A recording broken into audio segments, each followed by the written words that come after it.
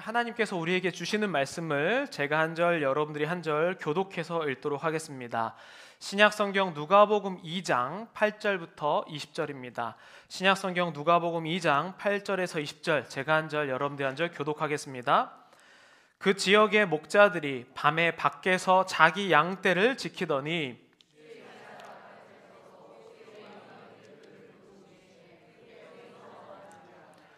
천사가 이르되 무서워하지 말라. 보라, 내가 온 백성에게 미칠 큰 기쁨의 좋은 소식을 너희에게 전하노라.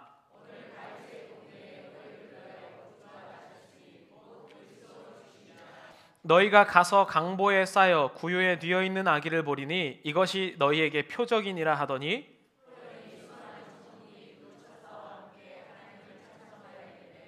지극히 높은 곳에서는 하나님께 영광이요 땅에서는 하나님이 기뻐하신 사람들 중에 평화로다 하니라.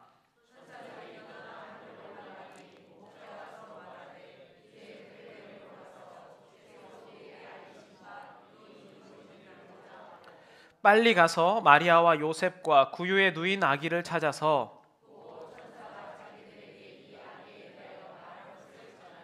듣는 자가 다 목자들이 그들에게 말한 것을 놀랍게 여기되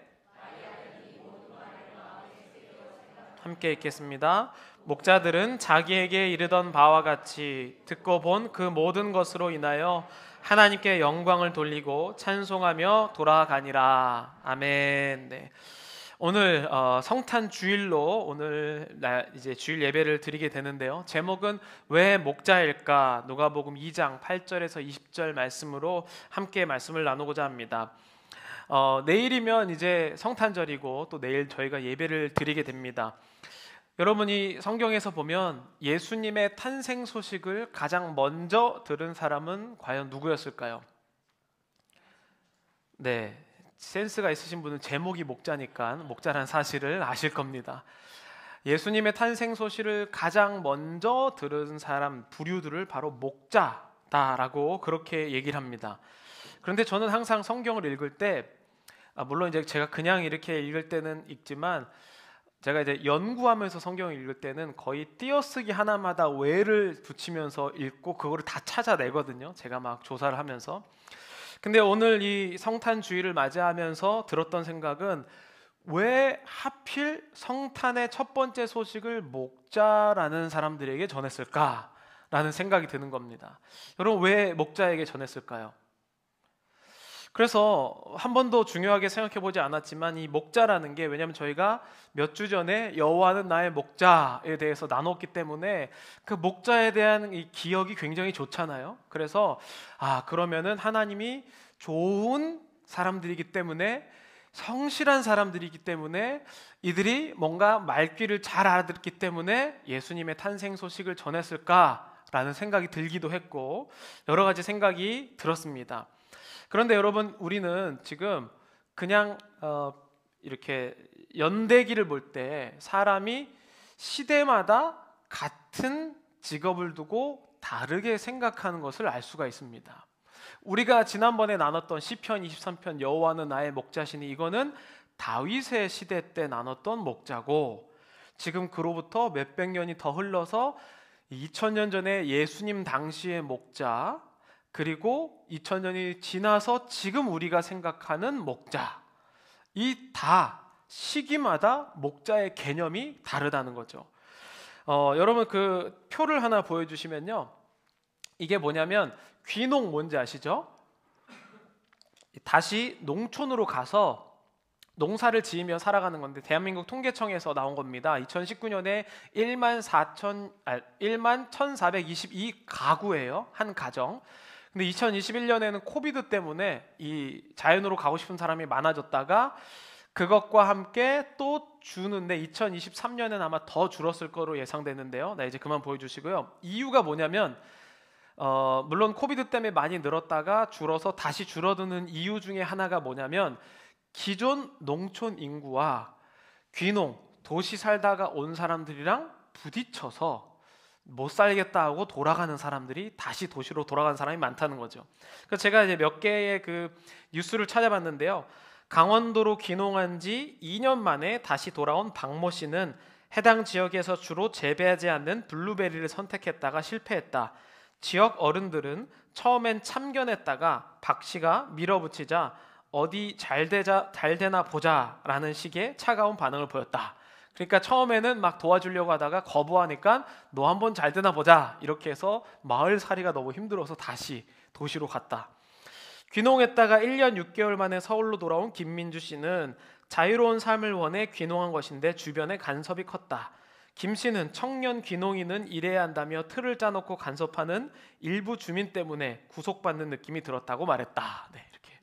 또 제가 그 다큐멘터리를 하나 봤는데 어떤 젊은 농부가 자기는 너무 이 도시에서 바쁘고 빠르게 지내는 거, 그 다음에 막 농약 이런 것들이 싫어서 무공해 슬로우한 인생을 살겠다라고 해서 청년이 20대 때 산골 마을로 들어가요. 그런데 그 다큐멘터리에 저기 멀리서 어떤 어르신이 오더니 야, 뭐 잘 되냐 물어보고 했는데 잘 안 되거든요. 왜냐하면 농약을 안 쓰니까 대부분의 죽는 거예요. 그리고 이제 품종도 열매를 잘 맺는 거 말고 토종 품종으로 이렇게 하다 보니까 그 어르신이 와서 뭐라냐면 나도 젊을 때 호기로 그렇게 했다가 많이 굶고 고생하고 힘들었는데 너는 그렇게 하지 말아라 이렇게 얘기를 하는 거예요. 근데 이 젊은 이 20대 농부는요, 본인이 다시 이 농촌으로 들어온 이유는 10개를 심어서 1개를 나는 농약 없는 그 토종 품종을 기르려고 온 거거든요. 그러니까 농촌, 농사라는 것을 똑같은 지역, 똑같은 장소에 있지만 어떻게 보느냐에 따라서 굉장히 다르다는 거예요. 농사를 보는 관점도. 불과 같은 시대만 살아도 몇십 년을 앞선 사람의 농사를 짓는 법과 몇십 년 뒤에 있는 사람이 함께 살아도 다르잖아요. 그러면 다윗 시대의 목자와 예수님 시대의 목자가 과연 같았을까? 그냥 우리가 목자는 선한 목자, 예수님이 좋은 양떼로 이끄신 이런 종류의 목자가 진짜 예수님 당시의 목자였을까? 그래서 저는 예수님 당시의 목자 이미지가 도대체 어땠는지 한번 살펴봤습니다. 그래서 요아킴 예레미야스의 책 예수 시대 예루살렘이라는 책을 보면요, 당시 예수님 당시에 목자는 굉장히 천한 직업이다. 인정받지 못한 직업이다. 어떤 종류랑 비교됐냐면 낙타를 보는 낙타몰이, 당나귀몰이, 마부, 뱃사공, 그리고 당시에는 의사도 이 똑같은, 그리고 푸주간 주인, 이렇게 뭔가 조금 천한 직업에 속한 게 바로 목자였다 이렇게 얘기를 해요. 그리고 기록에 보면 어떤 기억이냐면 특별히 목자는 도벽이 심하다. 그러니까 훔치는 일을 잘한다라는 기록이 있어요. 도대체 목자가 뭘 그렇게 훔치고 할까라는 생각이 들죠. 그래서 결론을 보면 목자는 믿을 만한 직업은 아니다라는 그런 생각이 납니다. 왜 그러냐면요, 다윗의 시대 때는 목자가 있으면 자기 양을 치는 사람들이었어요. 내 거. 다윗도 자기 양을 치잖아요, 부모님 거. 그런데 예수님 시대로 오면 로마 시대잖아요. 로마 시대는 우리가 생각하는 것만큼 도시가 발달되어 있습니다. 그러다 보니까 도시에서는 이 베들레헴 근처에 있는 목자거든요. 그럼 베들레헴은 바로 예루살렘 옆이에요. 이스라엘에서 가장 이 수도가 되는 예루살렘에는 부자가 많았죠. 그런데 그 부자들의 양을 본인들이 직접 치지 않고 이 양의 주인은 따로 있고 목자로 고용된 사람들, 그게 거의 대다수의 목자예요. 그러니까 여러분, 내 양이 아닌 거죠. 그래서 시간대로 일하고 그 다음에 돈을 받은 만큼만 일하고, 우리가 직장 생활하는 거와 똑같이 내 직업이면 이렇게 하겠습니까? 남의 일이니까 좀 덜 일하고 그 다음에 시간도 때우고. 이 당시에 목자는 자기의 소유의 양을 치는 사람보다 남의 부자의 양을 쳐주는 사람이 많았다는 것이죠. 그런데 이 양 치는 사람들이 돈을 일단 못 받아요. 왜냐하면 천대받는 직업이라고. 그런데 이때는 사자나 곰 이러한 것들도 많이 오기는 했지만, 특별히 예를 들면 이 목자에게 내가 100명을 맡긴 겁니다. 100마리의 양을 맡겼어요. 근데 내 양이 아니잖아요. 그러니까 엄청 열심히 안 했겠죠. 그러다 보면은 이제 양의 주인들이 와서 왜 99마리야? 이러면 한 마리를 다른 양 무리에 가서 훔쳐다가 100마리 채우고. 그러니까 여러분, 이 당시에는 사자나 곰보다 더 무서운 게 누구냐? 다른 목자. 자기 거 뺏길까 봐. 아마 군대 갔다 온 남자분들은, 또 군대 얘기해서 죄송하지만 남자분들은 잘 이해하실 텐데요, 항상 양말 팬티 개수를 검사합니다. 그래서 양말 팬티에 엄청 크게 이름을 써요. 이수호. 그래도 훔쳐가요.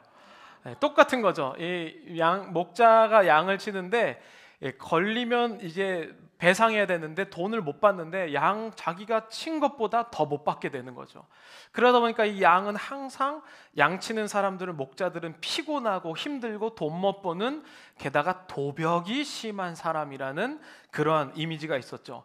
게다가 계속해서 지켜봐야 되니까, 여러분 여기 뭐 2교대, 3교대 야간 근무를 하시는 분들은 아시겠지만, 양을 지키기 위해서는 계속 교대로 야간 근무를 해야 되는 거죠. 그러니까 야간 근무에다가 돈은 못 받아. 항상 누가 훔쳐가. 일이나 사자들이 자꾸 와. 거기에다 사람들은 무시해. 얼마나 힘든지요. 게다가 이 양이 엄청 먹거든요. 그런데 여러분, 만약에 이 캘리포니아랑 이 베들레헴이랑 비슷해요, 기후가. 모든 것이 비슷한데, 캘리포니아라면 우리가 다른 댐에서 물을 가져오지 않았으면 여기도 거의 뭐 허허벌판이죠. 그곳에서 양에게 먹이를 먹인다는 것은요, 항상 이 양의 이 초목이 있는 곳을 계속 눈여겨 보아야 되는 거죠. 사진 한번 보여주시죠. 여기 어딘지 아시죠? 굉장히 유명한 장소죠. 저 팔로스 버디스에 보면 그 등대가 하나 있어요, 그렇죠? 네, 저기 이현 장로님 제일 잘하시는 그 항상 뭐 따오시는 곳이 저기 바로 뒤인데, 어쨌든 저기에 가면요, 바로 위에 공원이 있고, 그 다음에 이제 그냥 초원 같은 게 있는데, 두 번째 사진 보시면요, 이게 2021년 5월이에요. 근데 2020년에 엄청 가뭄이 없다가 비가 엄청 많이 와서 막 꽃이 사방에 폈을 때 저기에도 풀이 엄청나게 많이 자랐거든요. 그래서 제가 2018년에 한번 저거를 목격하고 2019년인가에 목격하고 21년에 목격했는데, 갑자기 어느 날 저기 아무것도 없었는데 저건 염소예요. 염소가 한 100몇 마리가 오는 거예요. 그러더니 펜스를 이렇게 칩니다. 그러면 염소가 얼마나 빨리 먹는지 하루나 이틀이면 요 펜스 친 데 풀을 다 먹어요. 그러면은 그 펜스를 옆에다 쳐놓고 염소가 또 거기를 다 먹어서 거기를 정리하는 거예요. 여러분, 이 당시에 예수님 당시에 양을 치는 목자들은 이런 초원을 계속 쫓아다녀야 되는 거죠. 감시해야 되지, 우리 양 훔쳐가나 보지, 돈은 못 받지, 삼교대하지. 그러니까 이 양 치는 사람들은 사실은 굉장히 불행한 사람들 중에 하나였죠. 그래서 여러분, 이 양을 예수님이 요한복음에서 이렇게 양 치는 자들을 표현해요. 한번 읽어보겠습니다. 요한복음 10장 12절부터 15절 함께 읽겠습니다. 삭구는 목자가 아니요 양도 제 양이 아니라 이리가 양을 물어 가고 또 해치느니라.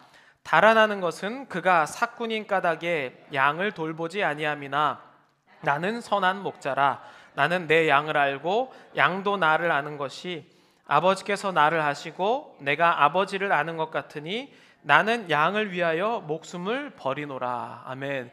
예수님이 나는 선한 목자고 삭군이 아니다라고 했을 때, 이 삭군이 뭡니까? 그 당시의 목자의 이미지고, 예수님은 진짜 양의 주인을 얘기하는 거예요. 심지어는 예수님조차도 당시의 목자에 대해서 얼마나 부정적인 이미지가 있었는지 표현하고 계시는 장면이죠.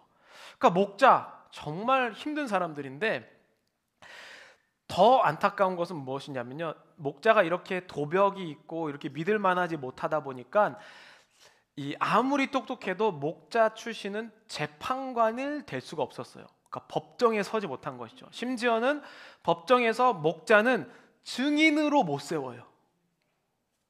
증인으로 세울 수 없는. 근데 여러분, 이 당시에 이스라엘 사람들이 가장 무시하는 사람, 이방인, 그죠? 외국인들이랑 사마리아 사람들.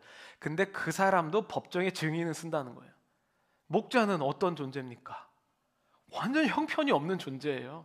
그런데 여러분, 이걸 알면 알수록 오늘 설교 제목인 왜 목자일까? 이 질문이 들지 않습니까? 우리는 선한 목자라. 그래서 정말 성실하고 막 양 잘 돌보고 이래서 하나님이 예수님 목자에게 예수님의 탄생 소식을 맡긴 줄 알았더니 알고 봤더니 이 당시의 목자는 사꾼이더라. 하나님은 왜 이 사꾼인 이 목자들에게 예수님의 탄생 소식을 가장 먼저 전했을까요? 이것뿐만이 아니에요, 여러분. 그 예수님을 바리새인들이 예수님을 너무 싫어해서 안식일에 병 고치는 것 같고 예수님을 죽이려는 모략을 꾸밉니다. 그래서 예수님한테 바리새인들이 가서 이렇게 물어봐요. 예수님, 안식일에 이쪽에 오른손 마른 사람이 있습니다. 여기 손 다친 사람이 있어요. 이 사람을 고쳐야 됩니까? 안 고쳐야 됩니까? 그래서 예수님이 고쳐야 된다 그러면은 이제 안식일을 범한 거다. 이래서 재판에 넘기려고 함정을 파고 물어봅니다. 그때 예수님께서 그들에게 뭐라고 대답하셨냐면 이렇게 대답해요. 마태복음 12장 11절 12절 우리 함께 읽겠습니다. 예수께서 이르시되 너희 중에 어떤 사람이 구덩이에 빠졌으면 끌어내지 않겠느냐? 사람이 양보다 얼마나 귀하냐? 그러므로 안식일에 선을 행하는 것이 옳으니라 하시고. 아멘. 예수님의 대답은 손 마른 사람뿐만 아니라 양이 구덩이에 빠져서 구해야 되는 게 중요하지 않냐? 하물며 양도 구하는데 사람도 구하지 않겠냐? 이렇게 대답을 하셔요. 근데 여러분 이 당시에 사람이 구덩이에 빠지면 구해줘야 되잖아요. 그런데 사람이 구덩이에 빠져도 그냥 지나가도 마음에 거리낌이 없어도 되는 사람이 있었으니 바로 목자. 목자는 구덩이에 빠져도 안 구해줘도 아무도 뭐라고 하지 않았다는 거죠. 그만큼 목자는 무시당하고 심지어는 여러분 오늘 예수님의 탄생 소식의 첫 번째 증인들인데 증언대에 못 서는 사람이라는 거죠. 너무 신기하지 않습니까? 어떻게 이런 사람을 하나님께서는 하나님의 아들이 탄생한 그날의 첫 번째 증인으로 삼으셨는가?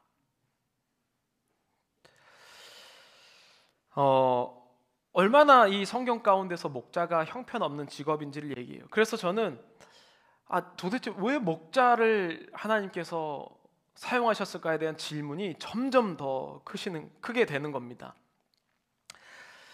또 유대인들 중에 문서를 찾아보면 이 당시 문서 중에 예수님의 탄생을 하나님의 탄생으로 믿지 않거든요. 그 중에 이유를 하나를 들라고 했더니 뭐라고 썼냐면 예수님의 탄생 소식을 첫 번째 전한 자들이 목자이기 때문에 우리는 예수를 믿지 않는다라고 하는 기록도 있어요. 너무너무나도 무시를 당하는 사람들이었다는 것이죠. 저는 이 부분이 굉장히 마음에 계속 쓰였습니다. 그런데 사실은 이 본문은 제가 한 3주 전에 정했는데 이 고민을 하면서 지나다가 지난주에 제가 이 말씀에 대한 응답을 받은 거예요. 지난주에 우리가 젖은 장작과도 같은 나라는 걸 얘기했죠. 그래서 엘리야와 다른 신 섬기는 사람들이 대결을 할 때 마른 장작이 아니라 물을 12통 부어버린 그것도 하나님께서 불을 붙이시면 붙는다. 그게 바로 우리 자격 없는 우리들과 같은 인생이라는 것이죠. 목자는요 아무리 해도 이 당시에서는 가장 무시당하는 사람이었던 것 같아요. 그러나 하나님께서 사용하시면 된다는 거예요. 우리의 인생이 바로 이 목자와 비슷하다는 거죠. 때로는 어떤 사람은 내가 조금 잘 알아들어서 내가 성실해서 내가 뭐해서가 아니라 하나님이 나 같은 사람 쓰시겠다면 사용하신다는 것이죠. 그게 바로 하나님께서 목자들을 첫 번째 증인으로 사용하신 이유예요. 만약에 여러분 유력한 자를 했으면 그 증인은 마른 장작이겠죠. 그러나 젖은 장작이기 때문에 하나님께서는 이 목자들을 사용하셨다는 것입니다. 하나님께서는 역사의 증인으로 설 수도 없는 목자들에게 나타나셔서 이 세상에서 가장 귀하고 복된 소식을 전해 주셨어요. 오늘 본문에서 천사들이 딱 나타나서 그래서 이 목자들에게 이렇게 얘기합니다. 오늘 본문 누가복음 2장 10절부터 12절까지 우리 함께 읽어보겠습니다. 천사가 이르되 무서워하지 말라. 보라, 내가 온 백성에게 미칠 큰 기쁨의 좋은 소식을 너희에게 전하노라. 곧 그리스도 주시니라. 너희가 가서 강보에 쌓여 구유에 뉘어 있는 아기를 보리니 이것이 너희에게 표적이니라 하더니. 아멘. 천사가 나타나서 이들에게 기쁨의 소식이 있다. 네, 여러분, 이 지금 목자들은 뭐 하는 중이에요? 밤샘 근무하는 중. 누가 내 양을 훔쳐가나 이 베들레헴 외곽에서 보고 있는 중이라는 거죠. 그런데 그때 그리스도가 나셨다라고 이야기를 해요. 그러면서 너희들이 할 일이 지금 그 그리스도를 찾아봐라 라고 이야기를 합니다. 그런데 단서가 있어요. 단서가 뭐냐면 뭐 여러 가지도 아니에요. 강보에 쌓여 있고 보자기에 쌓여 있고 그 다음에 구유에 누워 있다. 이 두 가지 단서를 주는 거예요. 그리고 가서 경배하고 찬양해라, 이런 얘기를 합니다. 그래서 이거를 표적이라고 얘기해요. 두루마리에 쌓여 있고 그 다음에 구유 위에 놓여 있는 아기를 찾아라, 이렇게 얘기를 합니다. 여러분, 여기에서 잘 들어보시면요, 하나님 천사들이 이들에게 너 잘 들어, 이거 이해해야지만 할 수 있는 일이야 라고 말하지 않으셨다는 거죠. 하나님이 우리를 부르셨을 때 IQ, 머리 똑똑한 거, 여러분들 어디 학교를 나왔는지 전혀 상관없습니다. 이해할 수 없어도 하나님께서 그들을 부르셨을 때는 다 준비하시고 부르신다는 거죠. 아니, 창세전부터 우리의 태어남을 아시고 창세전부터 나를 인도하신 그분께서 이해 못한다고 나를 그 소명을 주셨으면 그것은 하나님의 음성이 아니거나 내가 욕심이 많은 거겠죠. 근데 여러분, 오늘날의 기독교는 어떻게 변질됐는지 아세요? 나는 무슨 소린지 몰라서 못하겠어. 여러분, 이해할 수 있다면, 만약에 여러분들이 하나님의 사역을 하는데 이해할 수 있으면 그건 딱 내 수준의 일이에요. 그렇지 않습니까? 하나님의 일을 하는데 내가 정말 이해할 수 있다라고 하는 일은 나만큼의 수준에서 할 수 있는 사람의 일이잖아요. 하나님의 일을 내가 이해한다는 것 자체가 얼마나 교만한 것인지 몰라요. 그런데 제가 정말 안타깝게도 2023년 쭉 지나오면서 본 많은 경험들은요, 나는 이해가 안 돼서 못하겠다고 하시는 분들이 훨씬 많으셨어요. 그래서 어느덧 목회자의 이 가장 큰 능력은 설득력이어야 하는 것 같아요.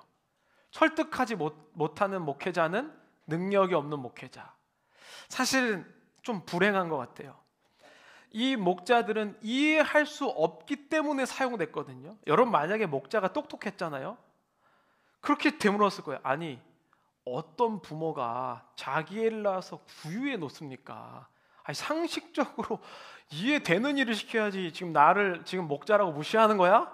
네. 열등감이 있으면. 이들은 이해할 수 오히려 없었기 때문에 단서만 바라보면서 가고 있어요. 이들은 어떤 생각을 하냐면, 이 천사의 말이 진짠가? 그리스도가 나셨다는데 진짠가? 라고 아무 생각 없이 그냥 강보랑 구유 두 개에 있는지 그것만 쭉 살펴보면서 다니는 겁니다. 여러분, 제가 왜 말씀을 준비할 때 책상에서 주로 하는 시간보다 더 생각하고 돌아다니고 하는 시간이 많냐면, 이 말씀이라는 것은 이 두 개의 단서를 가지고 세상을 바라보는 거예요. 내가 이해하는 것이 아니고. 강보와 구유가 어디 있나? 하나님이 오늘 이 말씀을 주셨는데 그 말씀이 내 삶의 구석에 어디 있나? 계속 그것만 바라보는 게 말씀을 살아내고 말씀을 이해하는 것이죠. 오늘 내가 말씀을 들었는데 이거 이해가 간다. 그래, 내가 그 정도는 할 수 있겠어. 이것은 하나님의 음성이 아니라 내가 이론적으로 깨달음, 저 다른 종교에서 말하는 득도를 의미하는 거예요. 하나님의 백성은 득도한 자가 아니라 득도하지 않아도 행하는 자가 바로 예수 그리스도의 이 탄생의 사실을 들은 사람이었다는 것이죠. 그래서 제가 여러분 한번 따라해 보시겠어요? 하나님의 말씀이 진짜인가 아닌가 확인해 봅시다. 네, 아멘. 오늘 이 말씀을 들으시면요, 그래, 이 은혜 받았습니다, 이런 여러분들이 논쟁을 하고 좋다 말다 이런 얘기를 하는 게 아니라 그 목사님이 전했던 오늘 이 말씀이 진짜 내 삶의 구석이 어디 있나? 라고 찾아보는 게 바로 우리들의 삶이라는 것이죠. 목자들은 딱 그렇게 했어요. 왜? 이해할 수 없고 이들은 남들이 이러한 소명을 준 적이 없었어요. 남들은 이들을 깎아내리려고 잘했어도 너 혹시 양 훔쳐간 거 아니야? 라고 의심당하는 존재였는데 하나님께서는 천사들을 보내셔서 그들을 소명을 받은 자로 보여주셨다는 거죠. 여러분, 하나님께서 만약에 어떤 명령을 내리시고 소명을 주셨는데 하나님 저는 이거는 못하고 저는 이해가 안 돼서 못하고 저는 원래 태어나면서부터 못하고 이렇게 한다면 이미 나는 하나님의 명령을 듣지 않는 자라는 것이죠. 그래서 여러분 이제 이 목자들이 어떻게 하는지 아세요? 15절에 이렇게 나옵니다. 함께 읽겠습니다. 천사들이 떠나 하늘로 올라가니 목자가 서로 말하되 주께서 우리에게 알리신 바 이 이루어진 일을 보자 하고. 여러분 얼마나 단순해요. 천사가 딱 가자마자 야 우리 빨리 베들레헴 가서 이 2개 찾아보자, 이것이면 되는 거예요. 여러분 우리의 신앙이 막 근데 이거 갔는데 강보 없으면 어떡하지? 제가 사실은 교회 사역을 하면서 가장 참 힘들었던 거는요, 딱 얘기를 하면 이거는 이렇게 되면 어떡하죠? 이렇게 되면 어떡하죠? 이건 이거 없는데 어떡하죠? 하나님의 말씀, 하나님이 정말 창세전부터 나를 위해서 예비하셨다라고 분명히 믿는다고 말씀을 하시는데 이해를 못해서 못하거나 내가 가본 일이 없어서 해본 적이 없기 때문에 못하거나 이런 모든 것들은 우리 삶에서 얼마나 필요 없는 일인지를 알려줘요. 만약에 여러분들이 하나님의 능력대로 순종하다 안 되잖아요. 그러면 안 돼도 하나님이 그 안 된 뒤에 계획을 갖고 계시다는 거죠. 이게 안 된다고 안 하면 하나님의 일은 우리의 삶에서 아무 일도 일어나지 않습니다. 왜 어떤 사람들이 오늘날의 기독교는 뭐 기적도 안 일어나고 왜 회복도 없고 사람들이 다 종교적으로 변하고 이렇게 변하는가? 왜냐하면 이해되는 일만 하기 때문이죠. 이들의 삶이 얼마나 단순한지, 소명을 받은 자의 삶이 얼마나 명확한지 여기를 통해서 알 수가 있었습니다. 그래서 이 사람들은 뭐만 보였겠어요? 강보와 구유. 다른 집에 가서 집을 찾아다니면서 다른 걸 볼 필요가 없잖아요, 그렇죠?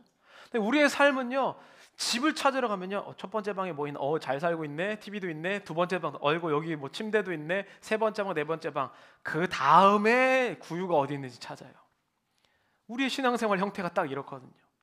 그러나 이들은 보이는 게 그것밖에 없는 거예요. 안에 들어갈 필요가 없잖아요, 그렇죠? 여러분 하나님께서 우리에게 사역을 주셨을 때 안에 들어갈 필요가 무엇이 있습니까? 준비하신 이는 하나님이시기 때문에 하나님이 보게 하신 그것만 볼 때에 정말 놀라운 역사들이 일어난다는 것이죠.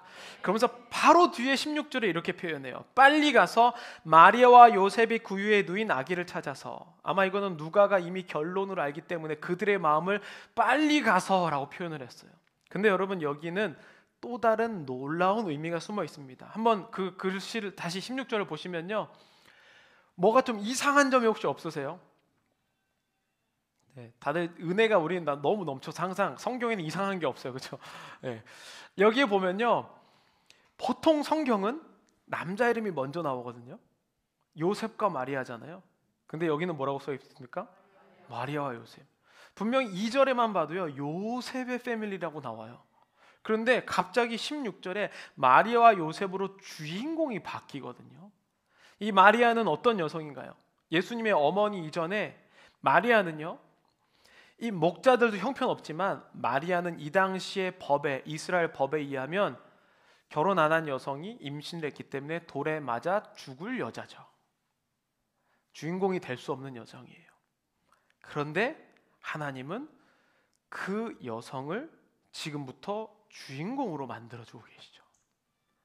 우리의 인생이 자꾸 우리는 스펙을 쌓으려고 하고 증명받으려고 하고 내가 어떤 사람인지 명함을 내밀기를 원하는 인생을 사는데, 하나님은 명함을 봐도 하나님께는 의미가 없다는 것이죠. 하나님은 그 어떤 사람이라도 하나님이 그 사람을 보내셨을 때는 다 준비하고 보내셨다는 거예요. 그래서 이 마리아는요, 어차피 본인은 이때부터 죽을 목숨인 거예요. 하나님이 살려주신 것이죠. 여러분 오늘 하나님이 여러분들이 살려주셔서 이 자리에 계신다는 것을 혹시 믿으시나요? 이게 없잖아요. 그럼 하루 종일 하나님께 원망만 하는 거예요.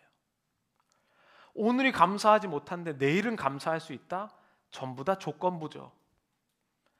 오늘 주신 이 생명, 여러분 아마 한번 호되게 아프신 분, 병치레 하신 분, 하루를 하나님께서 주신 것이 얼마나 소중한지 깨달으실 거예요. 하나님이 우리의 호흡을 멈추시면 나의 내일을 장담할 수 없는데, 이것을 우리가 간과하게 되면 하나님께 자꾸 내놓으라 하는 인생으로 바뀌기 시작한다는 것이죠. 마리아의 인생은 이미 돌에 맞아 죽은 인생이었어요. 그래서 목숨을 걸고, 아니 목숨을 건 게 아니라 목숨을 버린 거죠. 그래서 예수님을 낳을 수 있는 어머니가 되었다는 거죠. 그래서 오늘 본문에 보면요, 17절, 18절, 19절 드디어 이 마리아와 이 목자가 자격 안 되는 두 부류가 만나고 말았습니다. 우리 함께 읽겠습니다. 보고 천사가 자기들에게 이 아기에 대하여 말한 것을 전하니 듣는 자가 다 목자들이 그들에게 말하는 것들을 놀랍게 여기되 마리아는 이 모든 말을 마음에 새겨 생각하니라. 이 두 주인공만 특별하게 생각합니다. 마리아는 마음에 새겨요. 마리아는 이해할 수 없었죠. 그러나 마리아는 그 말씀을 마음에 새겨요. 그리고 목자들은 아까 한 것처럼요, 천사들이 한 얘기 그대로만 전해요. 더하거나 빼지 않아요. 그게 바로 증인된 삶. 여러분이 누가복음 2장 8절에서 20절에 우리가 말하는 복음이라는 원리가 다 여기에 들어있어요. 자격 없는 목자, 하나님께서 그들에게 소명을 주시면서 살리고, 마리아는 이미 죽은, 그래서 자기가 죽고, 그래서 여러분 예수님을 믿는다는 것은 내가 자격 없음을 인정하며 나의 모든 자를 죽고, 그때부터 예수님이 나의 왕 되셔서 사는 인생, 그것을 복음이라고 얘기해요. 여러분들은 이 예수님의 탄생이 정말 복음이십니까?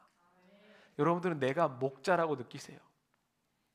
아니면 사실 여러분이 내가 목자, 젖은 장작, 이렇게 나의 이 교만함들이 계속 올라올 때는 언젠지 아세요? 혼자 있을 때는 교만할 수가 없어요.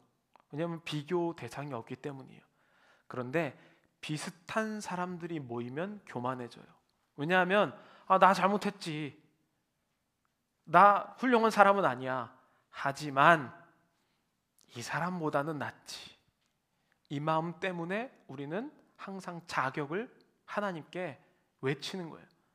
하나님, 저 잘못했죠, 저 선한 사람은 아니에요, 하지만 이 사람보다는 낫잖아요. 그런데 여러분, 성경에는요 그렇게 절대 한 사람 한 사람을 비교하지 않아요. 그래서 하나님은 우리를 다 나답게 보시는 것이죠. 그러니까 이 교회 생활이 어려운 이유는 바로 이것 때문이에요. 우리가 다 나쁘기 때문이 아니라 사람들이 모이면 반드시 순위를 정한다니까요. 여성분들 그렇게 하잖아요. 누가 조금 더 예쁘냐, 정말 아무것도 아닌 일인데, 그렇죠? 아니에요?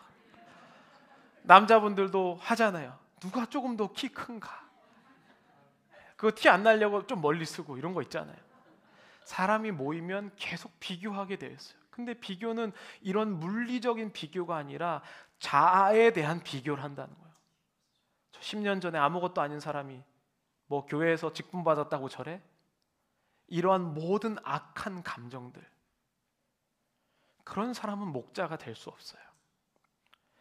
예수님께서 이 자리에 오신 것은요 정말 놀라운 사건을 이야기하는데, 온 우주 만물을 지으신 분이 일단 인간이라는 아주 가장 연약한 몸에 임하셨고, 그 인간 세상에 왔는데 그 인간 세상에서도 가장 망한 나라인 이스라엘에 오셨고, 이스라엘에서도요 가장 가난한 집으로 가셔서 태어나셨는데 다른 동물의 밥그릇에 누워 있다는 거죠.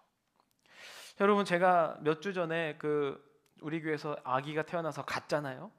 근데 거기에 갔는데 이 얘기를 하더라고요. 간호사가 좀 뭔가 기분이 나쁘대요. 그래서 왜 물어봤더니 간호사가 자기 아이의 기저귀를 조금 세게 갈았어요. 태어난 아기가 얼마나 소중한지 아시죠? 그런데 여러분, 그 아기를 어떻게 다른 동물의 밥그릇 위에 올려놓을 수 있겠습니까? 정말 신비한 일이죠. 하나님의 계획이 있었다는 거예요. 아이러니함. 그래서 기독교는요, 잘난 사람이 인정받는 종교가 아니에요. 못난 사람이 하나님이 그렇게 봐주시는 종교. 그래서 우리는 자격을 주장하지 않는 것이고, 그래서 우리는 여러분들이 지금까지 교회 생활을 어떻게 하셨든지 간에 오늘 회개한다면 당신을 의인으로 받아들이는 게 바로 교회라는 거예요. 그리고 그 구원받은 자들은 지금 막 설치고 나 잘났다고 하는 사람을 긍휼한 눈빛으로 바라봐 주는 거죠. 나도 그랬거든요. 나도 잘난 체 하면서 내가 조금 더 뭐 있는 거라고 생각했거든요. 그게 바로 목자의, 하나님께서 목자라는 이미지를 사용하신 이유라는 것이죠. 아무도 믿어주지 않는 목자도, 이미 죽어서 마땅한 그 여인도 하나님께서 사용하시면 그 증인조차 할 수 없었던 그 사람들이 2000년이 지나서 가장 유명한 증인이 되었어요. 이것보다 놀라운 사실이 어디 있습니까? 그 당시에 구덩이에 빠져도 구함을 받지 못하고 도벽이 심하고 증인으로 재판장에 갈 수도 없는 그 사람들이 이 세상에서 가장 중요한 사건의 증인이 2000년이 지나서 모든 사람들이 알게 되었다는 것이죠. 여러분, 그게 바로 여러분들의 인생입니다. 내가 나를 어떻게 인식하느냐에 따라서 세상은 바뀌어요. 아이고, 나는 돈도 없고, 나는 인정도 못 받고, 나는 몸도 아프고, 나는 아무것도 아니다라고 하면요, 나는 그런 사람이에요. 그러나 하나님은 목자를 그렇게 사람들이 봤지만 하나님만은 그렇게 보이지 않으셨다는 것이죠. 여러분들, 하나님은 한 번도 여러분들의 형편을 보신 적이 없으십니다. 하나님은 여러분들의 마음을 보신다는 것이죠.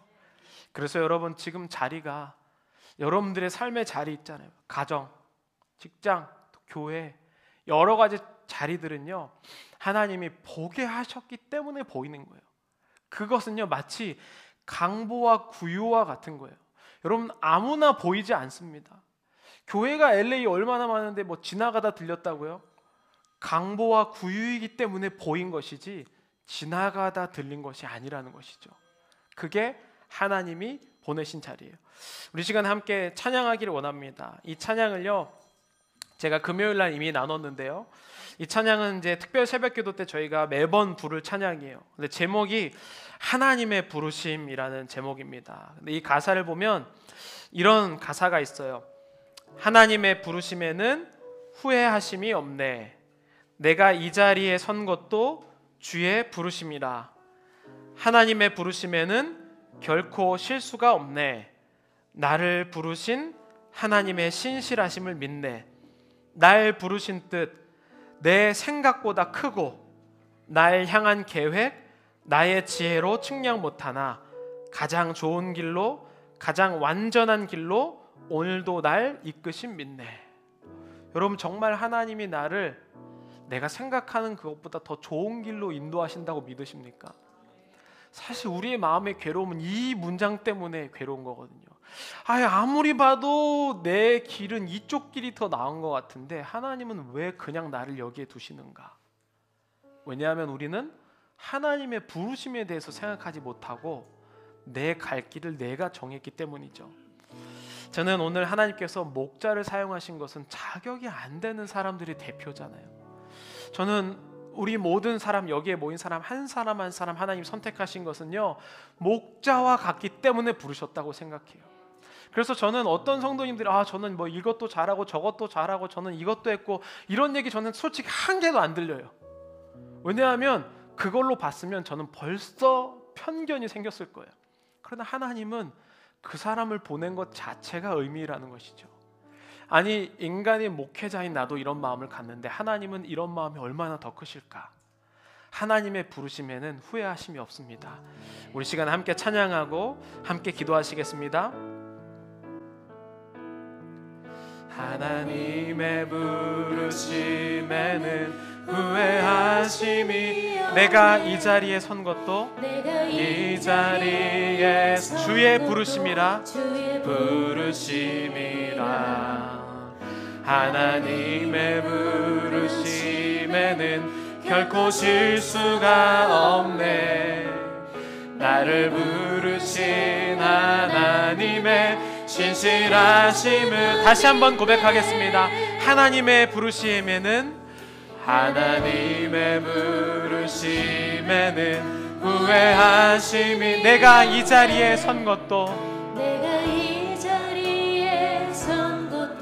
주의 부르심 하나님의 부르심에는 결코 실수가 없네 부르심에는 결코 실수가 나를 부르신 하나님의 신실하심을 믿네 하나님의 신실하심을 믿네 날 부르신 뜻 날 부르신 뜻 내 생각보다 크고 날 향한 계획 나의 지혜로 측량 못하나 가장 좋은 길로 가장 안전한 길로 오늘도 날 이끄시 날 부르신 뜻 내 생각보다 날 부르신 뜻 내 생각보다 크고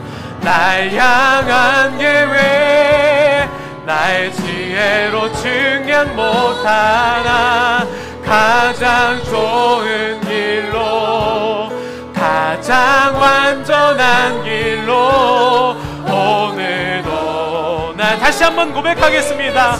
날 부르신 뜻 내 생각보다 날 부르신 뜻 내 생각 날 향한 계획 날 향한 계획 나의 지혜로 측량 못하나 가장 좋은 길로 가장 완전한 길로 오늘도 날 마지막으로 고백하겠습니다.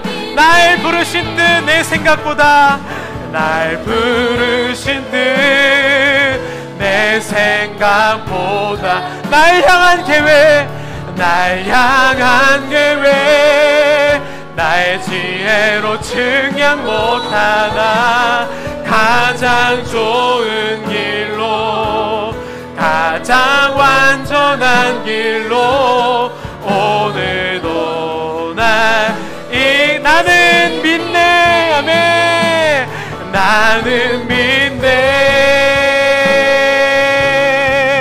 주의 능력으로 내 삶 새로 나는 믿네 나는 믿네 주의 능력으로 담대히 나가리라 주와 함께 싸워